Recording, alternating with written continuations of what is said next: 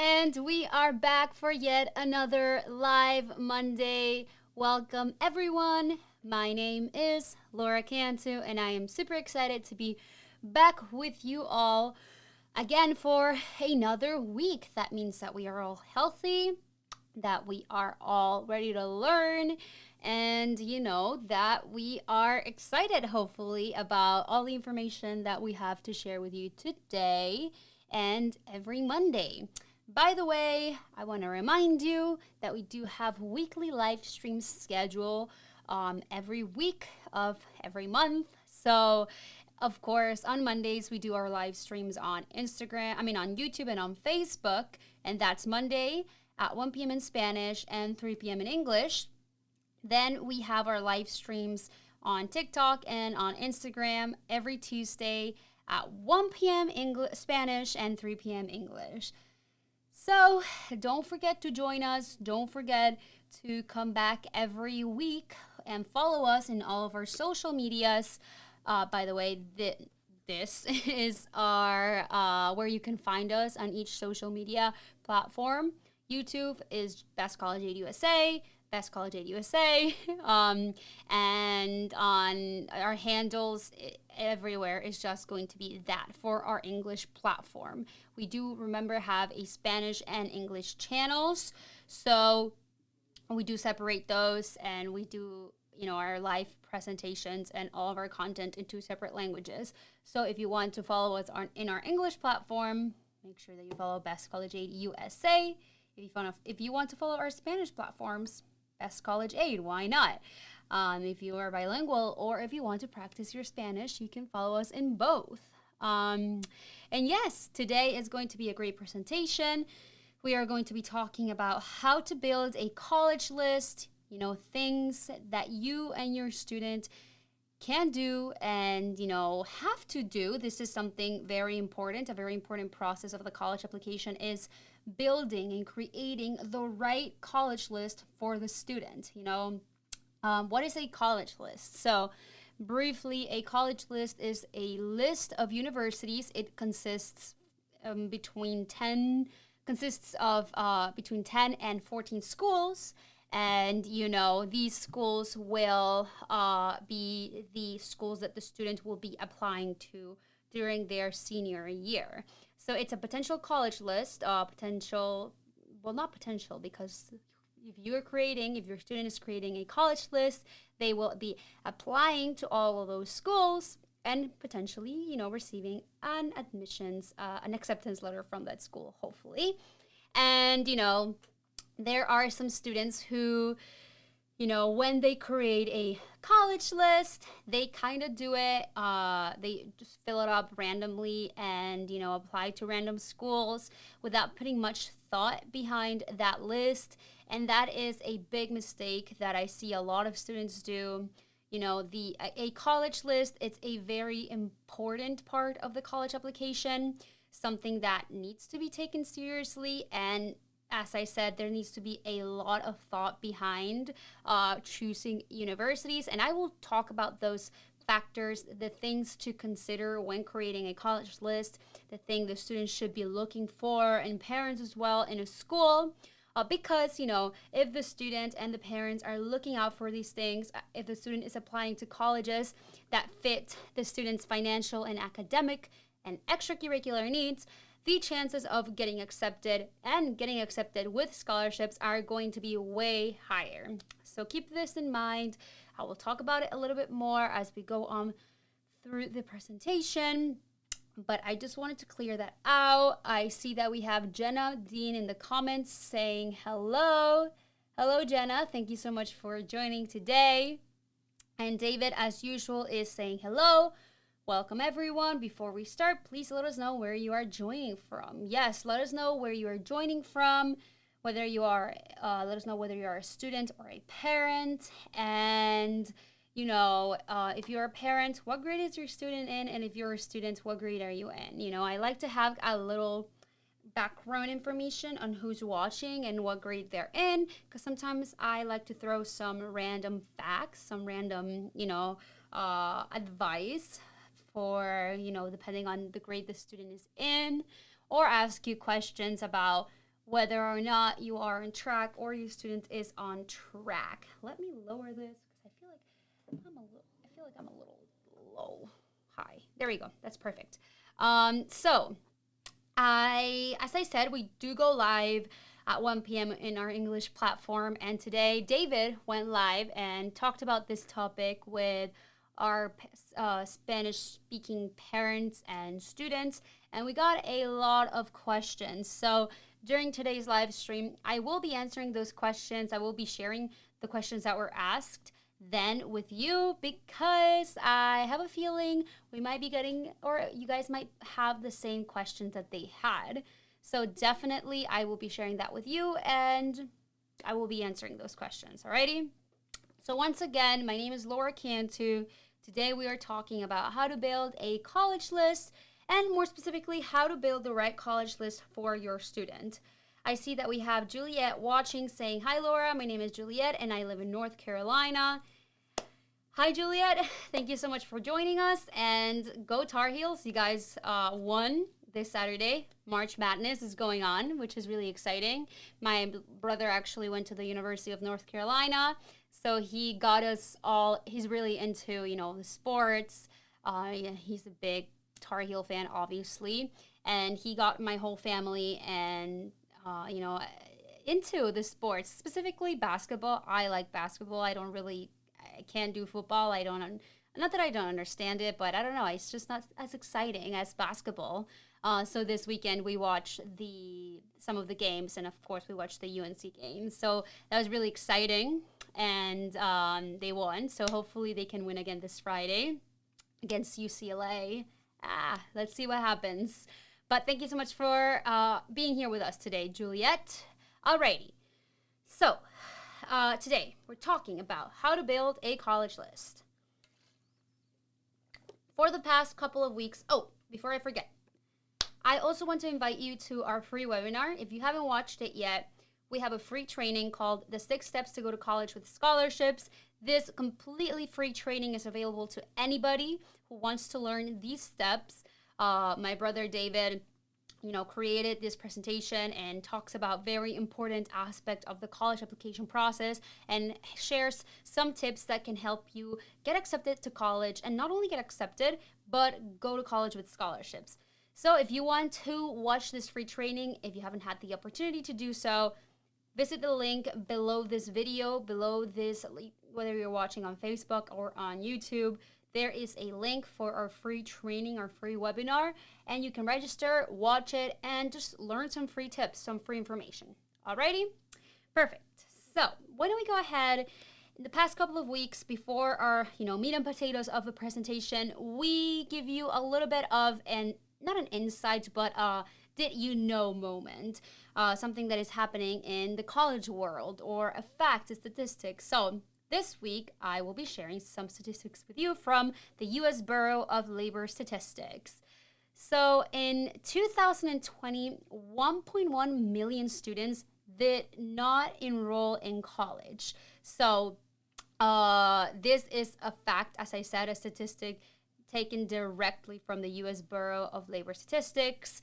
And, in the article, they stated that in 2020, so 2 years ago, 3.1 million students graduated from high school. So there were 3.1 million students who did graduate from high school. And of those 3.1 students, only 2.0 million, 2 million students, which is a 62% of that graduating class, enrolled in college. So, a little bit, like 2/3 of this graduating class of this 3.1 million students did go on to pursue a college degree, but the rest didn't take that next step. And sometimes college is not for everyone, or some other students decide to go to community college, trade school, etc. But there are some cases in which students don't go to college because we see it a lot. They do apply to college, right? And they go through the whole application process, but they don't necessarily do it correctly. They don't apply for financial aid, and they end up getting accepted into certain schools But it is really late once when they realize that they cannot afford these schools, or that these schools are not generous, or these schools don't offer you know the degrees, the majors that they want to study. And I will talk about that throughout this whole entire presentation, because at the end of the day today we're talking about how to build a college list, but I also want to share, things to look out for, things to avoid when creating a college list, and why it matters, why it's important that students are working on these lists and have an idea of what they want to do, what they're looking for. Because trust me, there are a lot of students who don't have a list. They apply to random schools, or they have a friend that is applying to a specific school. So they say, you know what, I'm going to apply to this school because my best friend is applying there. Or I am going to apply to this school because it's the local school.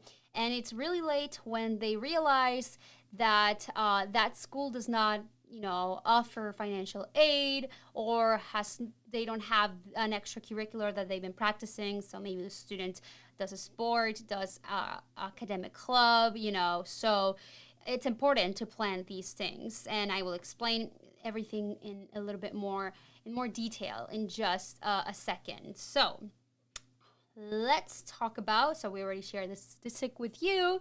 Why don't we go into the meat and potatoes of this presentation? So when should students create a college list? When is the right time to start working on these lists, right? So as I said in the beginning of the presentation, a college list, a college list is a list of 10 to 14 schools, a well thought out list that includes the colleges that a student is wants to apply to. And it's not only just a list of random colleges. These lists, the college list, should consist of, three type of schools, right? So it's reach, target, and safety schools. Reach schools, the name is pretty self-explanatory. It's a reach school. So these are the schools who might be, in if you're explaining it in, super easy terms, it's a list that might be a little bit harder for the student to get in, the statistics. So let's say a student's GPA is a 3.5, usually for a reach school, GPA, the average GPA to get into this school might be a little higher than the student's actual GPA or their standardized test scores, whatever it is. So in easy terms, reach school is a school that might be a little bit out of the student's league, not too out of their league.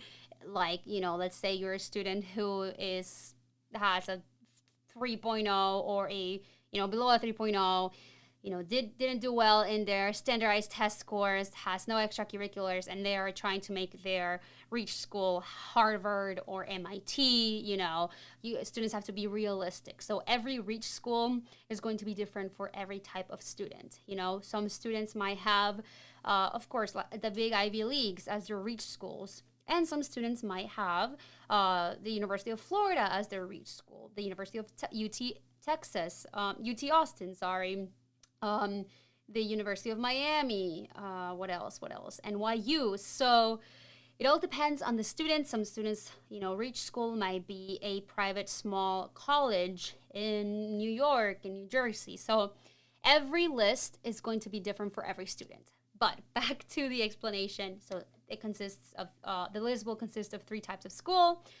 So we have the reach schools, the target schools. Those are the schools that fall, the average statistics for the students, not statistics, what's the word I'm looking for?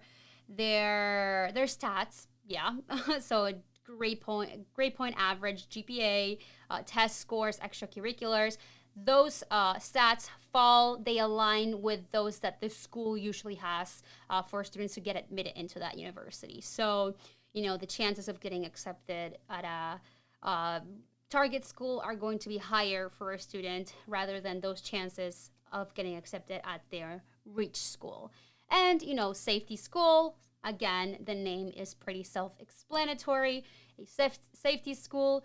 The student stats are going to be a little higher than the average stats that the college has for admitted students. So, if student who is applying, who is adding safety schools to their list, these schools are going to be schools that, the student is most likely going to be accepted into because, their stats are a little higher than what the school usually accepts or usually admits.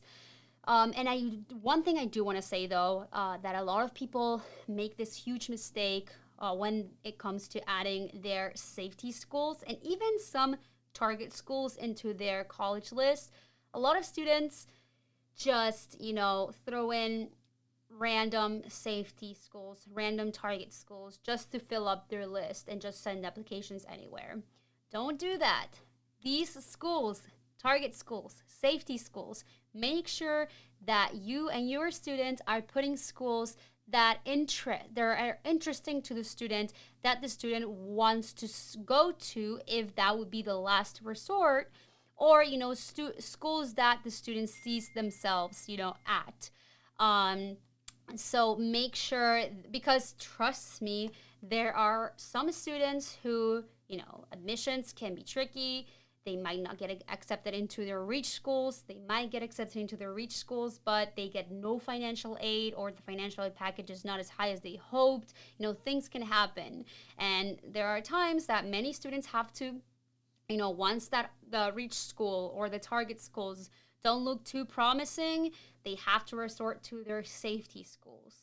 That's why it's important that every single school that's in the student's list is a school that has been well thought out, that has been, there has been a lot of research behind, putting this specific school on the list, and is a school that, even if it's not a reach school or a target school, the student says, you know what, I see myself being happy in this institution. So keep that in mind. Remember that, because trust me, we've seen it all, and we don't want you having to, for X, Y, and Z reason, you have to go to a safety school, and it's just a school that you randomly threw there, or your student randomly, put in the list, and they are not happy there, and they have to end up transferring or dropping out, which does happen a lot. So keep that in mind. Alrighty, so when should students start creating a college list or start working on their college lists? We recommend that students start working on their college list before their junior year of high school. It's very important that students start working on this list way before their junior year of high school, because junior year is a very important year. A lot of teachers and high school college counselors will tell you junior year is a very important year, because that's the year where students start taking the ACT. The SAT is kind of like the second half of high school. So if you had not your grades weren't as strong freshman and sophomore year, you still have junior year to pick those grades up, and or if you've had good grades, you kind of have to maintain those good grades. So it's important that students start working on these college lists before their junior year. Also, a big part of adding colleges to your list or your students list is going on college tours, right? Visiting colleges and universities, checking them out. Not only is it good for the parents and the student to kind of check out and see what the school has to offer, but also it's good because it can demonstrate interest, something that we talked about during last week's presentation, and we explained how important demonstrated interest is, specifically for students who truly want to get accepted into a reach school and want to go to a school, want to get accepted, in order to, maximize the chances of getting admitted. There are little things students can do, besides, of course, having good grades, getting good test scores, etc. The more, the other type of things that the student can do is, or one of the things is demonstrating interest. So college visits are very important, and you wouldn't want your student to wait until their junior year to do college visits on schools that interest them, it's better to try to, do those visits. The earlier the better, right? To get those done and to figure out which college the student will be applying to. And another thing, which I already kind of said, but just reiterating that, is make sure that every school, that there's research behind it. If your family has the opportunity to go and do a college campus visit, please take advantage of that opportunity. As I said, it demonstrates interest if you are very interested in a specific school, and it also will help your students. It will help you kind of see what the school is. It might motivate your student, seeing the campus. They might fall in love with the place and say, you know what, I'm going to do everything I can to maximize my odds of getting accepted. Or maybe your family might have an idea of a school. You guys go visit it, and then you realize, you know what, this place is not for my student, or the student will say, you know what, this is not what I thought it would be. So it was good that you guys went to visit on the first place. And also, we know that planning a college visit, especially if it's a college that is out, in a different state, a college that might be in the other side of the country, it might be hard, and it's not as obtainable or accessible for a lot of students, or it might be a little hard to plan out. There are virtual tours that most colleges offer, and a lot of students can do, and this is another option for your student to find out about a school, see what the school has to offer, what the campus looks like, etc. And make sure that the student gets rid of the schools that don't meet their academic and financial needs. Remember, colleges, should meet, every college on the student's list should meet the students and the family's academic needs. Financial needs, not academics, that's for the student. But you see, if the student is applying to college as a dependent, all the tax information, all that financial information is going to be coming from the parents. That's why it is important that the parents and the student team up and look at these schools, look at the financial packages the schools usually have to offer, how much financial aid do they offer to students if they're a generous school. It's very important that students and parents are looking at these things because, trust me, they do matter. Alrighty? Okay, so remember, you should be starting to work on your students' list the junior year of high school, the student's junior year of high school. Alrighty, good. All right, so what are the things to consider? What are the aspects of a college list that every student should be on the lookout for and should be following, I guess, the points, the bases they should be covering when creating their college list? So one of the biggest is location. Where is this school? Does the student wants to stay in state, or do they want to go out of state? Do they want to go somewhere tropical? Do they want to stay somewhere where there's different seasons? Do they want to be up north? Do they want to be in the south? Where is the school? Also, not only like where is the school, but what is the area? Does the student want to go to an urban college? In the middle of a city like NYU or FIT? Or do they want to go to a school that's in a college town, like UF, FSU, UT? These are schools that, of course, they are in a town and there's people who live around there, but the college town is more private in a way. You're not in the middle of a city. So, for example, NYU, a lot of students get surprised and they think, oh, they heard that NYU is an amazing school, but they don't know anything about it. So they think it's a campus, and they get there, and once they realize that this building is part of the campus, but right here there is a completely, separate building that has nothing to do with the school, they get a little shocked, right? Because they didn't expect that. So where does a student want to go? What type of college, location do they see themselves in? Another thing to consider is, let me take a sip of water. What are the sorry, what type of majors of degrees does the institution offer? Think about it. I know there are some students who might still be confused, who might be undecided, and that's totally okay. But if you're a student, or if you have a student who knows exactly what they want to major in, or if they have maybe two things that they're interested in, make sure that the school that they're applying to offers, those degrees, offers those options for them. Because, let's say the student wants to be be an engineer, and they apply to a school that has no engineering programs, and they really want to be an engineer. They don't want to switch their major. They wanted to be an engineer, and the only school that they got accepted to from their list was the one school that didn't offer an engineering degree. They didn't even research this in advance. This is why it's important to research these things and to put this on their not talking points, but the basis that they have to cover when adding schools to their list.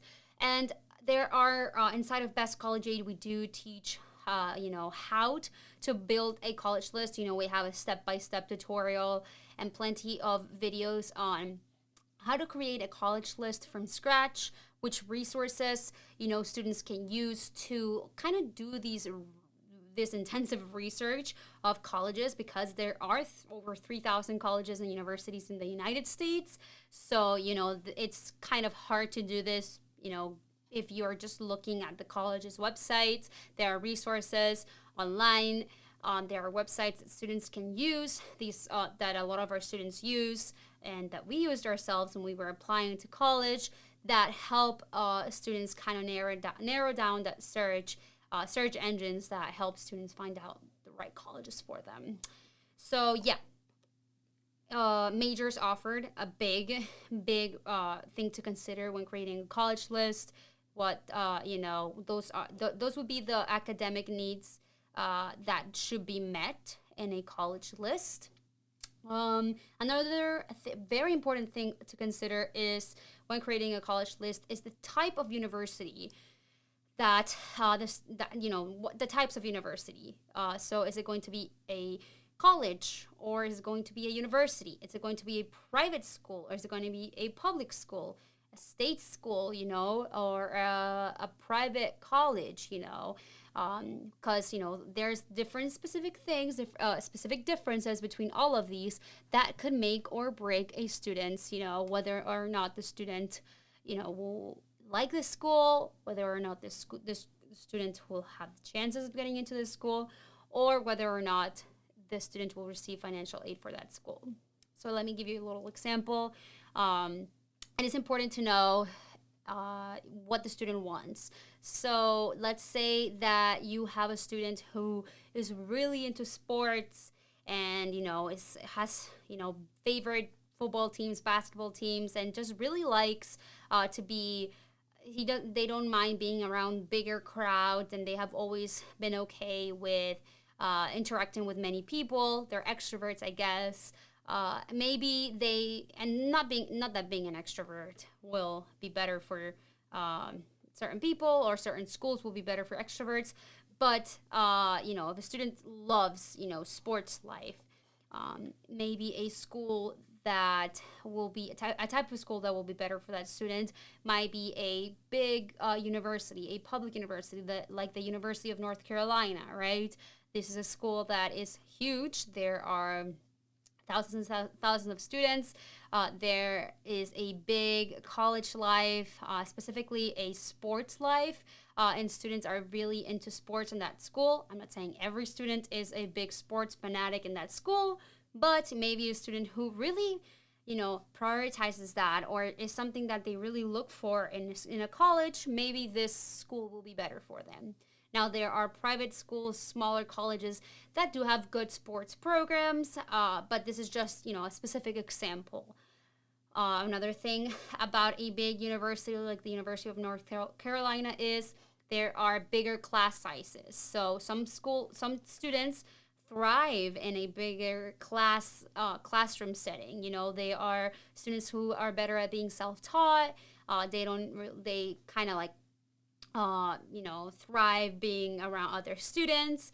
And there are students who might thrive in a smaller class size, where the student to faculty ratio is smaller. So there's less students per classroom. Maybe the class can be a little bit more interactive and they can have that, more personal relationship with a professor. Because sometimes with big universities,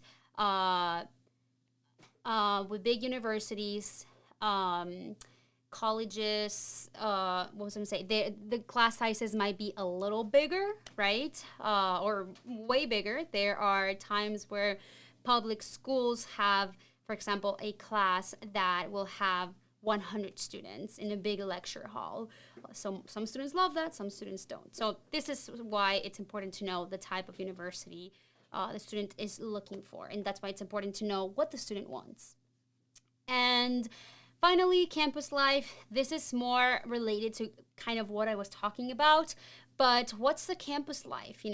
Is the student somebody who, doesn't mind big crowds, or a student who, maybe would like to have a more intimate group of friends, or would like to have that, like I said, students who faculty ratio is smaller and having more of a relationship with the staff and the teachers. So all these things matter. Maybe a school that has a lot of intramural sports, a lot of clubs, a lot of organizations. Maybe a student wants to join Greek life. Maybe a student doesn't even want to be near Greek life. There are students that are complete polar opposites, and there is a school for every type of student. So it's important that students are considering these things, when they are creating their college list. All right, so finally, that was the presentation, by the way. I know that was a lot of information, but I think that was good. I feel good about that, and I think I was able to share a lot of important topics with you, important talking points. And if you have any questions, comment them down below, because we're moving towards the Q&A part of the presentation. So start asking your questions in the comment section. I want to remind you again to watch our free webinar, even if you haven't watched it already. In this webinar, we talk about the 6 steps to go to college with scholarships. 6 steps to go to college with scholarships. There we go. And as I said, it's a very important and very interesting and informative presentation that my brother David put together for you guys. And the tips that we share in this live stream, it's the same things that my 3 brothers and myself did when we were in high school, and the same tips that have helped other students. When we follow these tips, my siblings and myself, we all got free tuition, full tuition scholarships to go to college, and all these tips have helped thousands of students. So if you would like to learn the 6 steps to go to college with scholarships, make sure that you click the link below this video's description, or if it's up here on Facebook, this video has a description and has the link to this training attached to it. So definitely go check it out. And yes, so that was the presentation. My throat hurts so much sometimes when I do these. I guess I'm just talking really loud for some reason, and my throat gets a little sore. Okay. I just get excited, guys, and I have to talk loudly. All right. So I said earlier that I wanted to share some of the questions that were asked in our Spanish live stream with you regarding this topic, and just to kind of share it in case, somebody who's watching this video past the time that it's being streamed, maybe you have this question, but I'm not longer live because I can't be live 24/7. That would be like a very big brother-ish situation, and I'm not sure I would like that. Anyways, so some of the questions that were asked earlier during our Spanish live stream, about building a college list is, we were asked, when talking about reach, target, and safety schools, how many schools should be for each. So as I said, like how many reach, how many target, and how many safety schools. So the breakdown is basically a college list should consist of 10 to 14 or 10 to 12 schools, and you can break, the three reach, target, and safety schools. You can try to break them equally, break them down equally, or you can maybe have three reach schools and then do like four target schools, and then three or four safety schools, or you can do the same amount, four, and four, or you could just do three, and three, depending on how many lists you want to have. You also don't want to have a potential college list that is, it consists of 25 schools. I've heard of students who do that. That's a lot of work, and, at the end of the day, you will be choosing one school, you can apply to a lot of schools, but that's just a lot of work, and I'm not sure that's worth it. So definitely between 10 to 14 schools, and you can break those down as long as you kind of have like an equal amount. Maybe you can apply to more target schools that then you would safety or reach schools, but as long as you're having, at least three of each, that's good. So that was one question that we got. And then another question that we got was, what's another aspect, besides these, besides location, majors offered, type of university, and campus life, maybe something that I didn't talk about. And, this falls a little bit into the campus life, but extracurriculars, right? Make sure, and I kind of, explained this throughout the presentation a little bit, make sure that your student is looking for colleges that offer the extracurriculars activities that they practice in high school, and maybe that offer scholarships for this. My brother David, one of his biggest requirements for him when he was looking for colleges to add to his list was swimming programs, and specifically swimming programs that could offer him a scholarship, right? Somewhere where he could get recruited and continue to swim in college. So his list consisted of mostly, if it wasn't for, two of his or one of his reach schools that, maybe didn't have a swim program, but he knew that he probably would have not wanted to go there at the end of the day because he truly wanted to continue to be a student athlete and swim in college. And he eventually did it. But, it was a whole process, and he did have to find these opportunities. So make sure that you and your students are looking for colleges that not only meet the financial, the academic needs, like what majors the school offers, but also what extracurriculars. Because remember, a great way to win scholarships to go to college is by practicing extracurriculars and by earning scholarships to continue to do these extracurriculars in college. All right, so it looks like we have no more questions, but this was an amazing presentation, and I'm really happy that I got to kind of explain everything. It was kind of a breeze, and I hope that you enjoyed the information that we talked about today. Again, if you haven't done so already, I invite you to watch our free webinar. It's completely free, full of information. You won't regret it. It's helped thousands of families navigate the college admissions process. And, we have a big surprise for you if you stay till the end of the training. So definitely check it out. And if you don't have any more questions for me, my name is Laura Cantu. Once again, thank you for joining me today. And I'll see you again either on our Instagram and TikTok live, or I will see you again next Monday. Thank you so much for watching us, and I'll see you soon.